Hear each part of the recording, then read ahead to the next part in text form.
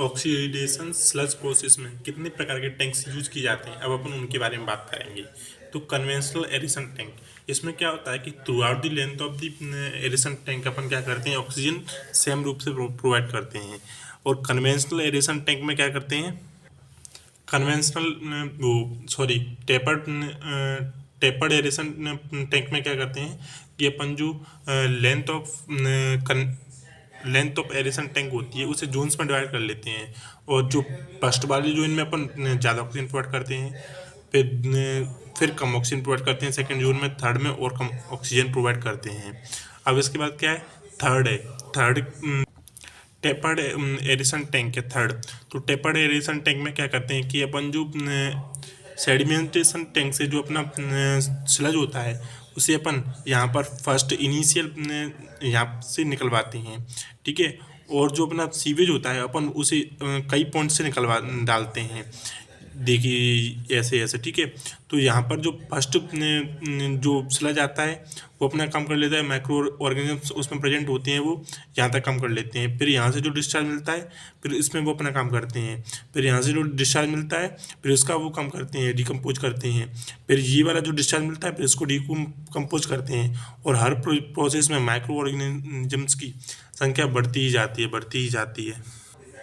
अब contact stabilization tank क्या होता है कि इसमें हम दो टैंक लेते हैं, एक एडजॉर्प्शन स्टेज टैंक होता है और एक रिटर्न स्लज एडिशन टैंक होता है, ऑक्सीडेशन स्टेज वाला, ठीक है। इसमें क्या होता है, इसमें डिटेंशन टाइम आप 30 to 90 मिनट रखते हैं, इसमें डिटेंशन टाइम 3 to 6 आवर्स रखते हैं। इसका जो स्लज होता है वो जाता है इधर जो इन्फ्लुएंट से मिलता है और यहाँ पर डिकम्पोज करता है 30 to 90 मिनट में। फिर यहाँ से क्या होता है, ये सेकेंडरी सेडिमेंटेशन टैंक में जाता है, फिर यहाँ से एफ्लुएंट बाहर निकल जाता है। फिर ये जो स्लज होता है ये दोबारा से इसे टाइम देते हैं कि जो ऑर्गेनिक मैटर इसमें प्रेजेंट हो वो भी डिकम्पोज हो जाए और माइक्रो ऑर्गेनिजम्स की संख्या बढ़ जाए, जिससे क्या होता है कि ये प्रोसेस बहुत फास्ट होती है।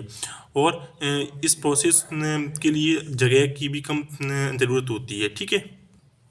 इसमें इन्फ्लुएंट की तरफ से क्या करते हैं अपन, स्लज प्रोवाइड करते हैं और ये पंप्स प्रोवाइड कर किए जाते हैं, जिससे क्या है एरोबिक डिकम्पोजिशन हो, ठीक है। और इधर से अपना एफ्लुएंट निकलता रहता है, ठीक है। एक्सटेंडेड एडिशन टैंक में क्या होता है कि अपन हाइड्रोलिक ग्रेडियंट टाइम ज़्यादा रखते हैं और अपन पानी को बार बार घुमाते रहते हैं और बीच में अपने वो रोटर से लगे रहते हैं जो पानी को क्या करते हैं, ऐसे ऐसे घुमाते हैं, ठीक है। ये ऐसे घूमता रहता है कई बार, ठीक है। और इसके लिए जो यूनिट यूज़ की जाती हैं वो मोस्टली ऑक्सीडेशन डिच और लगून होती हैं, आपने वो वीडियो में देखा ही है। अब ये स्टेबलाइजेशन बैच रिएक्टर है, तो इसमें क्या होता है कि पहले अपन एक टैंक लेते हैं, उसमें भरते हैं सीवीएस को, फिर दूसरे टैंक में उसकी मिक्सिंग करते हैं, फिर तीसरे टैंक में उसे सेटल होने देते हैं, फिर चौथे टैंक में क्या करते हैं अपन स्लज को बाहर निकाल लेते हैं और एफ्लुएंट को बाहर निकाल लेते हैं। Design data of activate sludge process, type of addition tank है कन्वेंशनल और टेपर्ड, कम्प्लीटली मिक्स टैप और extended addition tank. MLSS milligram पर लीटर में है, तो इसके लिए कन्वेंशनल और टेपर्ड के लिए 1500 से 3000 और कम्प्लीटली मिक्सड के लिए 3000 से 4000, एक्सटेंडेड के लिए 3000 से 5000। F/M रेशियो 0.3 से 0.4, 0.3 से 0.4 इन दोनों के लिए, और इसके लिए 0.1 से 0.18। Hydraulic retention time 4 to 6 hours, इसमें भी 4 to 6 आवर्स, इसमें 12 से 24 आवर्स। थीटा सी स्लज एज, इसमें 5 to 8, इसमें 5 to 8, इसमें 10 to 15, ठीक है। एफिशिएंसी इसकी 18 to 90 होती है, इसकी 85 to 95 होती है, इसकी 95 to 99 होती है। ML/VSS अपॉन MLSS रेशियो 0.8 होता है, इसके लिए भी 0.8 होता है, इसके लिए भी 0.8, तीनों के लिए 0.8। वाई 0.8 से 1 होता है, इसके इन तीनों के लिए 0.1 से 1 होता है। और ये रिसर्कुलेशन रेशियो इसके लिए 0.25 होता है से 5.0 होता है टेपर्ड और कन्वेंशनल के लिए। कम्प्लीटली मिक्स्ड के लिए 0.5 से 0.8 होता है और एक्सटेंडेड एडिशन टैंक के लिए रिसर्कुलेशन रेशियो 0.5 से 1.0 होता है, ठीक है। और एक्सटेंडेड एडिशन टैंक के लिए क्या होता है कि हाइड्रोलिक रिटेंशन टाइम ज़्यादा होता है, जिससे क्या होता है V अपन वॉल्यूम अपना ज़्यादा हो जाता है, Q0 कम हो जाता है।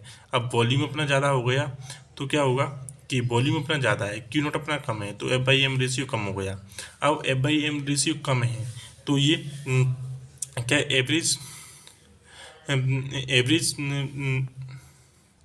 एफ बाई एम रेशियो कम है तो अपना क्या हुआ, एक्स की क्वांटिटी बढ़ गई, ठीक है।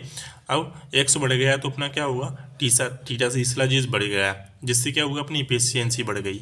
अब इफिशियंसी बढ़ गई। अब अब एक्स बढ़ गया तो अपनी रिसर्कुलेशन रेशियो भी बढ़ गया, ठीक है। अब रिसर्कुलेशन रेशियो बढ़ गया तो अपना क्या हुआ, बस रिसर्कुलेशन रेशियो बढ़ गया, क्यों यार, अपन क्यों, सही है बात।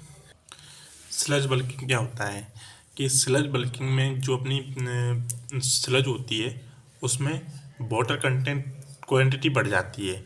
ये किसके कारण होता है, ये growth of filaments micro organisms के कारण होता है, जिसके लिए नाइट्रोजोमनास और नाइट्रोबैक्टर रिस्पॉन्सिबल होते हैं, ठीक है। इसके कारण क्या होता है, स्लज एज भी बढ़ जाती है, ठीक है। अब जो स्लज बल्किंग में अपना जो स्लज होता है वो टैंक के ऊपर आ जाता है, ऊपर तैरने लगता है। अब क्या ब्लैंकेटाइजिंग, अब ब्लैंकेटाइजिंग में क्या होता है, ब्लैंकेटाइजिंग में क्या होता है कि स्लज एज बढ़ जाने के कारण क्या होता है कि जो oxygen starts getting consumed to satisfy nitrogenous biological oxygen demand. यानी क्या होता है कि इसमें फिर नाइट्रिफिकेशन होने लग जाता है, फिर नाइट्रिफिकेशन के बाद डीनाइट्रिफिकेशन होने लगता है। तो जब ऐसा होता है तो नाइट्रोजन गैस निकलती है, और इस नाइट्रोजन गैस के साथ ही अपनी स्लज क्या होती है, टैंक के ऊपर आ जाती है, ऊपर, ठीक है। इसी फिनोमेनन को क्या कहते हैं, ब्लैंकेटाइजिंग कहते हैं। इसलिए गवर्नमेंट ऑफ इंडिया ने क्या सुझाव दिया है कि एफ बाई एम का रेशियो 0.3 से ग्रेटर देन रखोगे तो पक्का ये स्लज बल्किंग और ब्लैंकेटाइजिंग की प्रॉब्लम नहीं होगी। जो प्राइमरी सेडिमेंटेशन टैंक में जो स्लज होता है उसे अपन रॉ स्लज बोलते हैं। इस रॉ स्लज में ऑर्गेनिक मैटर ज़्यादा होते हैं, माइक्रो ऑर्गेनिजम्स कम होते हैं, यानी कार्बन कंटेंट ज़्यादा होता है, ठीक है। अब ये बायोलॉजिकल यूनिट होती है। अब ये सेकेंडरी सेडिमेंटेशन टैंक होता है। ये जो स्लज होता है इसमें ऑर्गेनिक मैटर ज़्यादा होती है, माइक्रो ऑर्गेनिजम्स ज़्यादा होते हैं, ऑर्गेनिक मैटर कम होते हैं। इसमें नाइट्रोजन का कंटेंट ज़्यादा होता है और कार्बन का कंटेंट कम होता है। इसलिए जब भी हम क्या कहते हैं गैस की कंपटीशन करते हैं तो अपन उसके लिए मुख्य रूप से प्राइमरी सेडिमेंटेशन टैंक के रॉ स्लज का यूज करते हैं, ठीक है। अब ये यहाँ से जो स्लज गया और यहाँ से जो स्लज गया, उस स्लज को अपन thickening of concentration of sludge में ले जाते हैं। यहाँ पर अपन क्या करते हैं, वाटर क्वांटिटी को उठाते हैं स्लज में से, ठीक है। सेंट्रीफ्यूगल थिकनर यूज किया जाता है, ठीक है, या फिर ग्रेविटी फ्लोटेशन यूज किया जाता है। अब ये जो स्लज होता है उसे अपन डाइजेशन और स्टेबलाइजेशन ऑफ स्लज में ले जाते हैं। यहाँ पर एनारोबिक डिकम्पोजिशन होता है, और एनारोबिक डिकम्पोजिशन होने के कारण क्या बढ़ती है, एसिडिटी बढ़ती है। अब इस एसिडिटी को क्या कहते हैं, कंट्रोल करने के लिए अपन क्या करते हैं, पीएच बैलेंसिंग करने के लिए लाइम डालते हैं, ठीक है।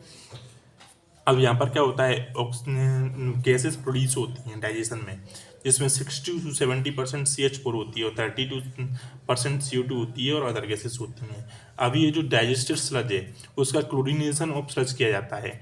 अब फिर इसका जो स्लज होता है इसमें थोड़ा बहुत पानी होता है, उसे डी फ्लोटिंग ऑफ स्लज करते हैं। फिर इसे क्या करते हैं, ड्राइंग बेड पर बिछा देते हैं, फिर इसका फर्टिलाइजर बन जाता है, ठीक है।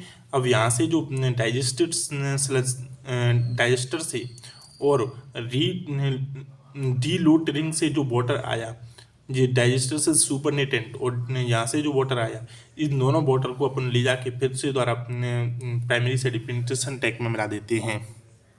मीथेन गैस को बायोगैस भी कहते हैं। फैक्टर्स अफेक्टिंग दी स्लज डाइजेशन, तो क्या पहला पीएच है।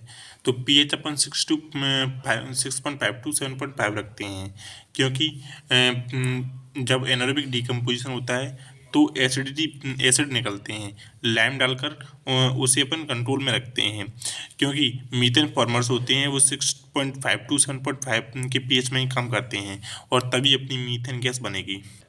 सेकेंड है टेम्परेचर, तो जोन ऑफ मीजोफिलिक डाइजेशन, इसका जो टेम्परेचर इस होता है वो 25 डिग्री टू 40 डिग्री सेंटीग्रेड होता है, जो इंडिया में कॉमन रूप से अवेलेबल है। इसमें जो डाइजेशन करते हैं वो मीजोफिलिक माइक्रो ऑर्गेनिजम्स करते हैं, ठीक है। अब क्या है, जोन ऑफ थर्मोफिलिक डाइजेशन, इसमें जो टेम्परेचर रेंज होती है वो 40 से 70 डिग्री होती है, इसमें जो काम करते हैं वो माइक्रो ऑर्गेनिजम्स करते हैं जो उनकी गर्मी से प्यार करते हैं, थर्मोफिलिक माइक्रो ऑर्गेनिजम्स। और इस टेम्परेचर को लाने के लिए अपन क्या है, बाहर से हीट देनी पड़ती है। सीडिंग विद डाइजेस्टेड स्लज, तो हम क्या करते हैं, जो डाइजेस्टेड स्लज होता है उसमें से अपन सैंपल ले जाते हैं और उसे स्लज में मिला देते हैं। इससे क्या होता है, अपना रेट ऑफ डिकम्पोजिशन हाई हो जाता है क्योंकि माइक्रो ऑर्गेनिजम्स बढ़ जाते हैं। अगर सीडिंग की जाएगी तो उसे कहेंगे high rate digested sludge digester, और सीडिंग नहीं की जाएगी तो उसे कहेंगे standard rate sludge digester. Septic tank का डिजाइन IS 2470 पार्ट 1 के अकॉर्डिंग किया जाता है। ठीक है, जब बिल्डिंग से सेप्टिक टैंक की डिस्टेंस 20 मीटर या उससे ज़्यादा हो तो अपन वेंटिलेशन पाइप की हाइट 2 मीटर रखते हैं। ठीक है, फ्रॉम द ग्राउंड लेवल। अगर सेडिमेंटेशन वो स्पैटिक सेप्टिक टैंक बिल्डिंग के पास में है तो अपन जो वेंटिलेशन पाइप रखते हैं उसकी हाइट बिल्डिंग के टॉप मोस्ट पॉइंट से 2 मीटर अबव रखते हैं। ऑक्सीडेशन पॉइंट या बेस्ट स्टेबलाइजेशन पॉइंट क्या होता है, अर्थ बेसन में अपन सेलो डेप्थ का क्या करते हैं, अपन एक पॉइंट बना देते हैं ऑर्गेनिक मैटर के डिकम्पोजिशन के लिए। इसके लिए पहले क्या करते हैं, स्क्रीन से वाटर को पास कराते हैं जिससे बड़े बड़े और इनऑर्गेनिक मैटर्स हट जाएं। फिर इसे ऑक्सीडेशन पॉइंट में ले जाते हैं। अपन ऑक्सीडेशन पॉइंट एरोबिक डिजाइन करते हैं, बट एनोरोबिक भी हो सकता है ऑक्सीडेशन पॉइंट, और फैकल्टेटिव ऑक्सीडेशन पॉइंट भी हो सकता है। एनोरोबिक के केस में अपन को क्या फाउल गैसेस आती हैं जिससे बदबू आती है, क्योंकि फैकल्टेटिव के केस में फाउल गैसेस तो होती हैं बट वो ऑक्सीडाइज हो जाती हैं। देखो H2S, अब ये ऑक्सीडाइज होकर SO2 बन गई जिसकी वजह से बदबू वगैरह नहीं आती है। ठीक है, और इसकी डेप्थ क्या रखते हैं, 1 से 5 मीटर के बीच में रखते हैं, और एनोरोबिक की डेप्थ ग्रेटर देन 5 मीटर होती है, और एरोबिक की हाइट 1 से 1.5 मीटर के बीच में होती है।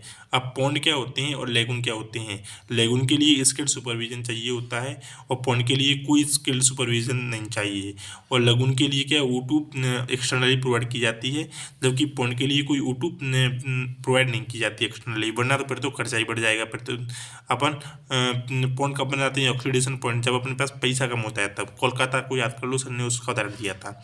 ठीक है, aerobic through out irrespective of depth, और इसमें एरोबिक पॉइंट सेरो डेप्थ की होते हैं। ठीक है, अब एल्गल सिम्बसिस कैसे होती है, यानी कि एल्गी और माइक्रो ऑर्गेनिजम्स एक दूसरे को कैसे हेल्प करते हैं। तो सनलाइट के प्रेजेंट में एल्गी जो होते हैं वो ऑक्सीजन का वो फोटोसिंथेसिस के कारण ऑक्सीजन का प्रोडक्शन करते हैं, और उस प्रोडक्शन के कारण जो माइक्रो ऑर्गेनिजम्स होते हैं वो डिकम्पोजिशन ऑफ ऑर्गेनिक मैटर करते हैं। अब डिकम्पोजिशन ऑफ ऑर्गेनिक मैटर से क्या बनता है, फॉस्फोरस और CO2 और नाइट्रोजन के कंपाउंड्स बनते हैं जो एल्गी के प्रोडक्शन में मदद करते हैं। ठीक है, अब नून टाइम में क्या होता है, फोटोसिंथेसिस के इफेक्ट के कारण ऑक्सीजन का प्रोडक्शन अधिक होता है जिससे कि एल्गी का प्रोडक्शन अधिक होता है। ऐसा मत कर देना कि dissolve oxygen is inversely proportional to 1 temperature होता है, ये गलत हो जाएगा यहाँ पे क्वेश्चन। नून टाइम में टेम्परेचर ज़्यादा होता है जिससे ऑक्सीजन प्रोडक्शन ज़्यादा होता है, जिससे डिजोल्व ऑक्सीजन वाटर में पॉइंट में स्टेबलाइजेशन पॉइंट में ज़्यादा होती है, बिट होती है। Organic loading rate based oxidation point में क्या रखते हैं, तो maximum organic loading rate depend करती है कि अपना लेटीट्यूड क्या है, क्योंकि जितना लेटीट्यूड होगा उतनी प्रेजेंस ऑफ ऑक्सीजन कम होगी। इसलिए 8 डिग्री की लेटीट्यूड पर अपन 325 अलाउ करते हैं organic loading rate kg per hectare per day. 112 degree के पे 300, 16 डिग्री के पे 275, 20 डिग्री के पे 250, 24 डिग्री के पे 225, 28 के पे 200, 32 के पे 175, 36 डिग्री की लेटीट्यूड पर 150 kg per hectare per day organic loading rate allow करते हैं। अब ये अपन का क्या होता है, इमहोप टैंक। इमहोप टैंक में क्या होता है कि एनोरोबिक डिकम्पोजिशन होता है, ये 2 स्टोरी टैंक होता है। इसमें सेटलिंग दूसरी मंजिल पर होती है और स्लज का एक्यूमुलेशन फर्स्ट स्टोरेज पे होता है, और टर्बुलेंस से इसमें कोई इफेक्ट नहीं पड़ता है क्योंकि जो टर्बुलेंस होता है वो सेकेंड मंजिल में होता है और हाई रेट यूनिट होती है ये।